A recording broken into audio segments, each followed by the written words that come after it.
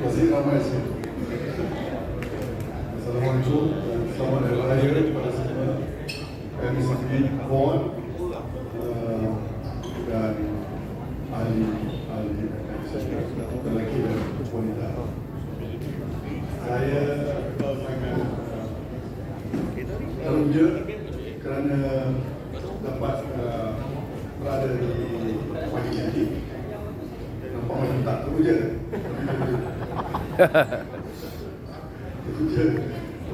Sebab lama tak jumpa kalian semua. Ya.